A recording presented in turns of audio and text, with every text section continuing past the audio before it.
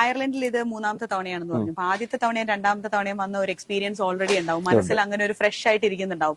ഇപ്പോ നമ്മൾ ഐറിഷ് അല്ലെങ്കിൽ നമ്മുടെ അയർലൻഡിലുള്ള മലയാളിയിൽ നിന്ന് എക്സ്പെക്ട് ചെയ്യുന്ന അല്ലെങ്കിൽ എന്തൊക്കെയാണ് പുതിയതായിട്ട് പ്രിപ്പയർ ചെയ്ത് വരാനായിട്ട് പറ്റിയത്?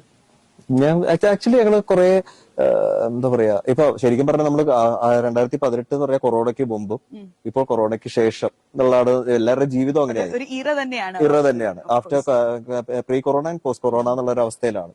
അപ്പൊ ശരിക്കും പറഞ്ഞാൽ അത് കഴിയുമ്പോൾ ഓഡിയൻസിന്റെ ഒരു എല്ലാം ഒരു എക്സ്പെക്ടേഷനും കാര്യങ്ങളും വേറെ രീതിയിലായി. ഇപ്പൊ എല്ലാവരും ഇപ്പൊ നിങ്ങളിപ്പോ അയർലൻഡ് ഇപ്പൊ ആദ്യമായിട്ട് പ്രോഗ്രാം അന്നെന്ന് പറയുമ്പോൾ ആദ്യമായിട്ട് പ്രോഗ്രാം കണ്ടിരിക്കുന്ന ഒരു ഇതാണ്. ഇപ്പൊ അങ്ങനെയല്ല, ഒരുപാട് പ്രോഗ്രാംസ് കണ്ട് ശീലിച്ച ഒരു സ്ഥലമാണ് അയർലൻഡ്. അപ്പൊ അത് നിങ്ങളുടെ ആ ഒരു എല്ലാവരുടെ എക്സ്പെക്ടേഷൻസ് മീറ്റ് ചെയ്യാൻ വേണ്ടിയുള്ള പല കാര്യങ്ങളും ഈ ഇവന്റിലും ഉണ്ട്.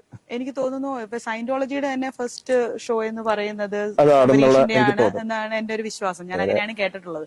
അതിനുശേഷം അതിൽ നല്ലൊരു തുടക്കമായിരുന്നു കേട്ടോ. കാരണം നമുക്ക് അയർലൻഡിലെ പരിപാടികളാണ് അതിനുശേഷം ഉണ്ടായത്. ഭയങ്കര സന്തോഷമുണ്ട് ശരിക്കും. ഞാൻ നാട്ടിലെ നമ്മുടെ ആർട്ടിസ്റ്റ്മാരോടൊക്കെ ഇവിടെ വന്ന ആർട്ടിസ്റ്റ്മാരോട് ഞങ്ങൾ അവിടെ വെച്ച് കാണുമ്പോൾ പറയും, ശരിക്കും ഞാനാണ് അയർലൻഡ് കണ്ടുപിടിച്ച കൊളംബസ് എന്ന് ഞാൻ പറയാറുണ്ട്. സത്യമാണ്.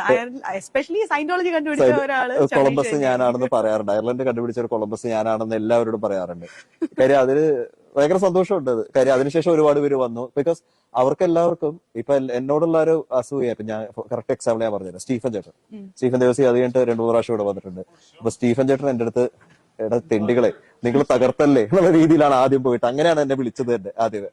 അപ്പൊ നാട്ടിൽ പോലും ഈ അയർലൻഡ് ഷോ അത്ര ഹിറ്റ് ആയിരുന്നു അവിടെ അവർ അറിഞ്ഞു എന്നുള്ളതാണ്. അപ്പൊ അത് തന്നെ വലിയൊരു സന്തോഷം. അയർലൻഡ് ഈ പറയുന്നത്, ഞാനിപ്പോ ഇവിടെ വരുന്നതിന് മുന്നേ അയർലൻഡ് ഭൂപടത്തിൽ എവിടെയാണെന്ന് കണ്ടുപിടിക്കാൻ കഷ്ടപ്പെട്ടിരുന്നത്. പക്ഷെ ഇപ്പം എനിക്ക് തോന്നുന്നു ആർട്ടിസ്റ്റുകളുടെ ഇടയിൽ അയർലൻഡ് എന്ന് പറയുന്ന അത്രയും ഫേമസ് ആയിട്ടുള്ള സ്ഥലമാണ്. ഇവിടെ ഒരുമാതിരിപ്പെട്ട ആർട്ടിസ്റ്റുകളൊക്കെ വന്നു പോകുന്നുണ്ട്. ഇനിയിപ്പോ ഈ മന്ത് എന്റെ ചാക്കോച്ചൻ വരുന്നുണ്ട് മൈൻഡ് പ്രോഗ്രാമിനൊക്കെ വേണ്ടിയിട്ട്.